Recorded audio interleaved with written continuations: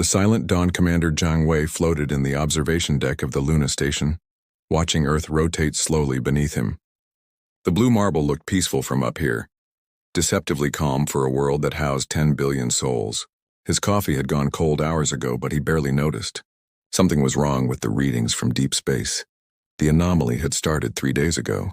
Deep space monitoring stations across the solar system had detected synchronized gravitational waves, unlike anything in their databases. Not random cosmic events, but patterns, deliberate, structured, and moving toward Earth at speeds that defied conventional physics. Jiang had been staring at the data for 72 hours straight, and the conclusion was inescapable. They were coming. Lieutenant Rivera burst through the airlock, her face flushed with urgency. "Commander, you need to see this. The signals have changed. They're decelerating. Whatever they are, they'll be here in less than 12 hours. Jiang felt his stomach drop. 12 hours. After millennia of wondering if humanity was alone in the universe, they had 12 hours to prepare for first contact. The emergency meeting convened within minutes. Every major space station, every colony from Mars to the mining outposts in the asteroid belt, linked into the secure channel. President Chen appeared on the main screen from Earth, her expression grave but composed. "Ladies and gentlemen, this is not a drill. We have confirmed alien vessels approaching Earth. All defensive systems are to be activated immediately, but even as military commanders scrambled to ready their meager defenses, everyone knew the truth. Humanity's space forces were designed for asteroid deflection and pirate deterrence, not intergalactic warfare. Against beings who could travel between stars, their weapons were toys." Dr. Amara Okonkwo, Earth's leading xenobiologist, raised her hand. "Madam President, we should attempt communication. If they meant to destroy us, they could have done so already. The fact they're decelerating suggests they want to talk." The president nodded slowly. "Prepare all communication arrays. Broadcast on every frequency we know. Mathematics, music, images, everything in our first contact protocols. Let them know we're intelligent, that we're peaceful, that we're worth talking to." The next hours passed in a blur of activity. Every telescope, every sensor, every communication dish turned toward the approaching vessels. And then, as Earth's sun began to set over the Pacific, they arrived. The ships materialized just beyond the moon's orbit, their arrival bending space itself. There were dozens of them, each one larger than any structure humanity had ever built. They gleamed with an organic quality, as if grown rather than constructed, their surfaces rippling with colors that human eyes could barely process. For a long moment, nothing happened. Earth held its breath. Then, every communication device on the planet activated simultaneously. The message was simple, transmitted in perfect reproductions of every human language. "Greetings, inhabitants of Earth.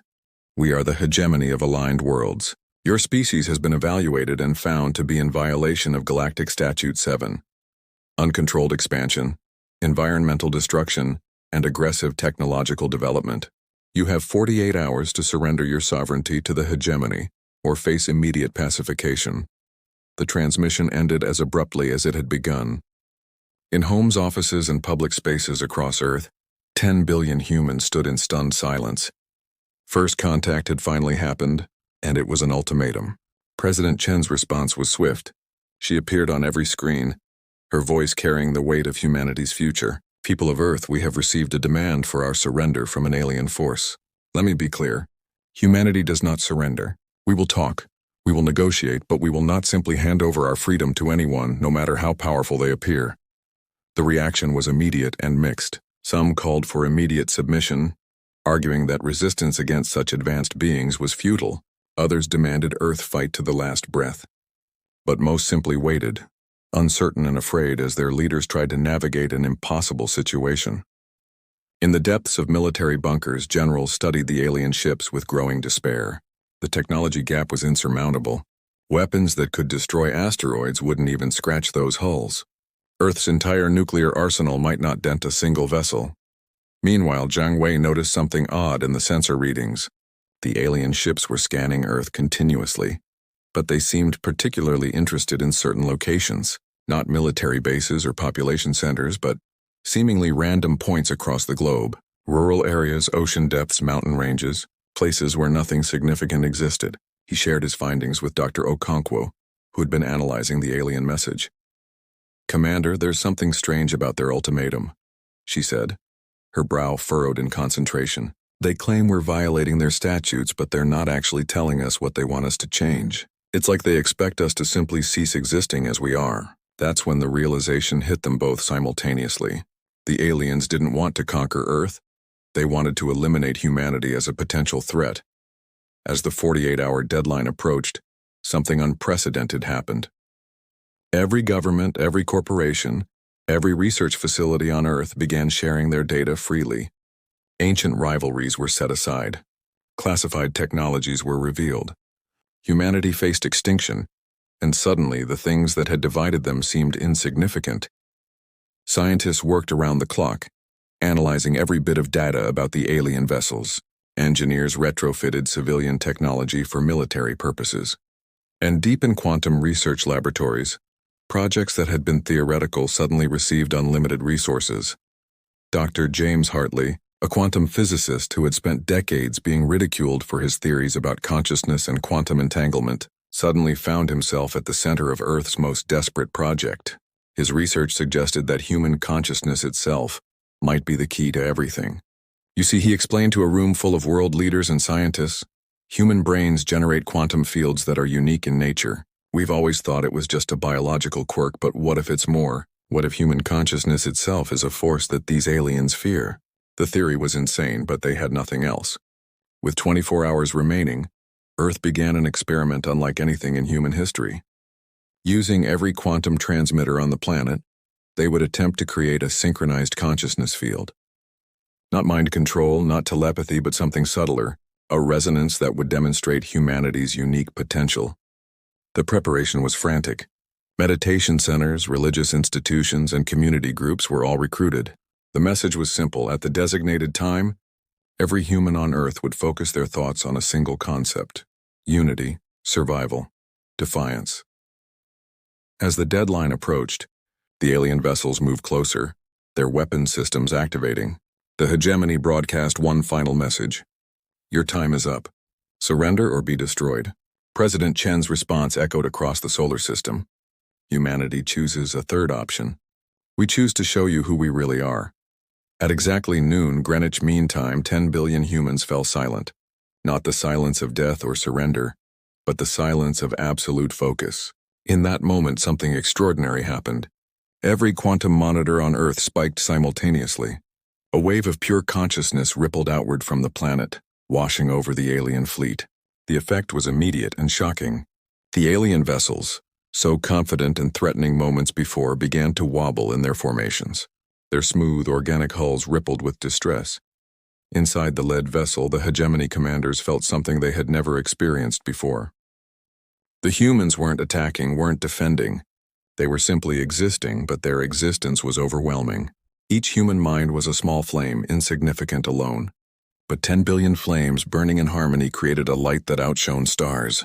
The individual consciousness of every human remained distinct, yet they were connected by something deeper than technology, older than civilization itself.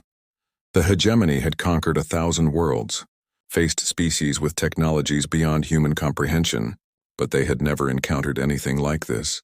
A species that could unite without losing individuality, that could create harmony without enforcing conformity. It was beautiful and terrifying in equal measure.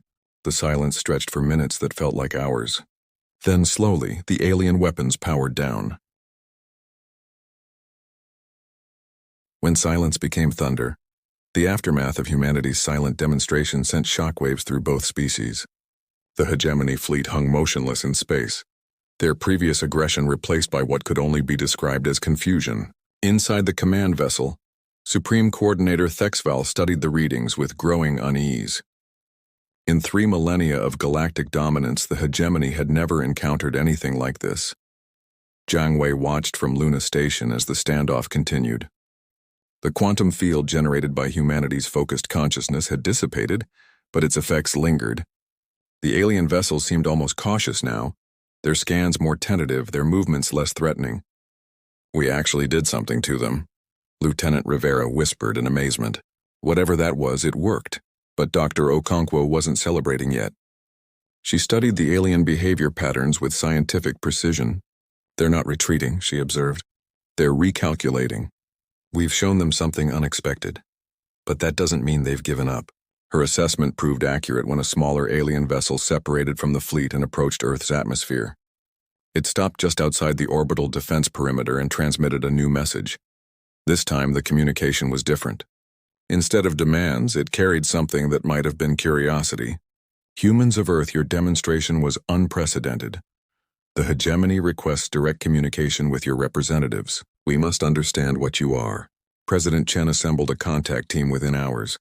It included Zhang Wei for his military expertise, Dr. Okonkwo for her xenobiology knowledge, Dr. Hartley for his quantum consciousness theories, and surprisingly, a young artist named Maya Johansson, whose paintings had somehow predicted the alien arrival years before anyone else. The meeting took place in international waters, on a platform hastily constructed for this historic moment. As the alien shuttle descended, humanity watched through billions of screens. The craft was beautiful in its strangeness, its surface shifting through spectrums of light that made it seem almost alive. When the airlock opened, the beings that emerged defied every expectation. The hegemony representatives were not one species but many, a crystalline being that refracted light through its body, a creature of flowing energy contained in a mechanical shell, and something that seemed to exist partially in another dimension. Supreme Coordinator Thexval spoke through a translation device that converted thoughts directly into language. We have dominated this galaxy for 3,000 of your years. We have encountered warriors, philosophers, builders, and destroyers. But you humans, you are something else entirely. Your species possesses a duality we cannot comprehend, individual yet collective, chaotic yet capable of perfect unity, primitive technology yet advanced consciousness. Dr. Hartley stepped forward, his voice steady despite the magnitude of the moment. What we showed you is what we've always been, we just never knew how to express it before. Human consciousness isn't just electrical impulses in our brains, it's quantum entanglement on a massive scale. Every human is connected to every other human through fields that transcend physical space. The crystalline being pulsed with different colors as it processed this information. Impossible. Consciousness cannot maintain quantum coherence in warm, wet, chaotic biological systems. It violates everything we know about physics. Maya Johansson surprised everyone by laughing. That's because you're thinking about it wrong. You see consciousness as something that emerges from matter. But what if matter emerges from consciousness? What if the entire universe is just thoughts thinking themselves into existence? The aliens exchanged what might have been glances. This young human artist was proposing concepts that their greatest philosophers had only theorized about. The meeting continued for hours, with both sides sharing knowledge cautiously. The hegemony revealed that they had conquered Earth's region of space not out of malice, but out of fear. They had mathematical models showing that any species reaching a certain level of technology would inevitably become a threat to galactic stability. Humanity had been flagged for pacification when they developed nuclear weapons and started expanding into space. But humanity's demonstration had shattered their models. The synchronized consciousness field hadn't been an attack or a defense. It had been something far more profound, a statement of existence that transcended physical force. It showed that humans could evolve beyond the destructive patterns that the hegemony feared. President Chen seized the opportunity. You say you fear will become a threat, but what if instead we became partners? What if humanity's unique consciousness could solve problems that pure technology cannot? Thexval's form rippled with what might have been skepticism. You are still primitive. Your ships are slow, your weapons are crude, your understanding of physics is elementary. What could you possibly offer the hegemony? Zhang Wei spoke up then, his military mind seeing angles others might miss. You've conquered 1,000 worlds, but are they at peace? Do species under your rule thrive, or do they merely survive? The question hit harder than any weapon could have. The hegemony maintained order through superior force, but their empire was filled with resentment, rebellion, and stagnation. Species submitted because they had no choice, not because they believed in a shared future. Dr. Okonkwo presented data she had compiled during the discussion. Your hegemony is dying, isn't it? Not from external threats, but from internal stagnation. You've created perfect order. But order without growth is just another form of death. The aliens couldn't deny it. Their empire hadn't truly advanced in centuries. They maintained their technology, enforced their rules, but they had stopped evolving, stopped dreaming, stopped reaching for something greater. That's what humans offer, Maya said, her eyes bright with possibility. We're chaos and order in balance. We dream impossible dreams and then make them real. We fight and love with equal passion. We can help your empire not just survive but thrive. The negotiation that followed would be remembered as the moment humanity truly joined the galactic community. Not as subjects or even as equals, but as something unique, catalysts for change. The hegemony agreed to withdraw their pacification order, but with conditions. Humanity would share their consciousness-linking techniques. They would serve as mediators in conflicts between other species, and they would help the hegemony evolve beyond mere dominance into something greater.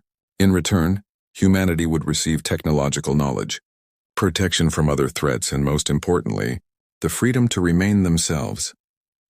As the alien fleet prepared to depart, Thexavel transmitted one final message to Earth.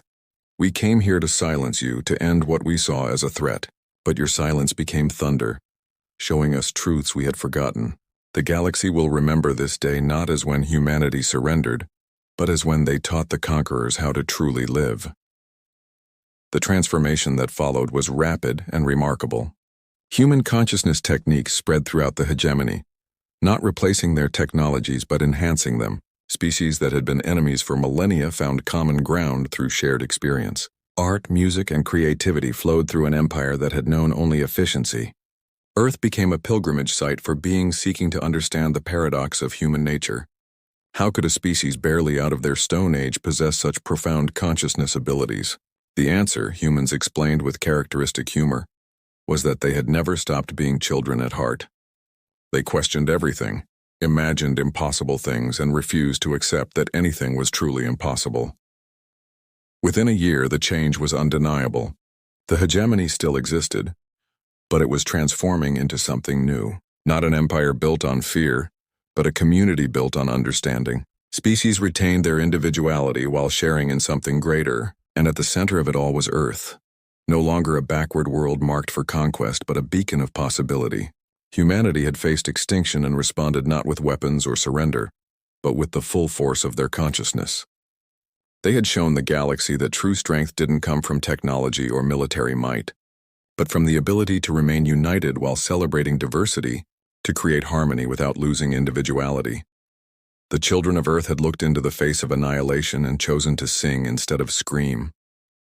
Their song had changed not just their own fate, but the destiny of 1,000 worlds. The galaxy had expected humanity to fall silent in fear. Instead, humanity's silence had become a roar that echoed across the stars, proclaiming a simple truth. Consciousness, creativity, and connection were the most powerful forces in the universe. And humans, for all their flaws and contradictions, were masters of all three. As Jiang Wei stood on Luna Station months later, watching Earth spin peacefully below, he reflected on how close they had come to disaster. The hegemony fleet was gone, but their presence had changed everything. Humanity now knew they were not alone, and more importantly, they knew they had something unique to offer the universe. The silence that had saved them wasn't the silence of emptiness or defeat. It was the silence of potential, of power held in reserve, of consciousness aware of itself. And when that silence finally broke, it hadn't whispered or pleaded. It had thundered across the cosmos, announcing that humanity was here to stay, here to grow, and here to help others do the same. The day Earth went silent had indeed changed everything. But it wasn't an ending. It was the beginning of humanity's true story among the stars.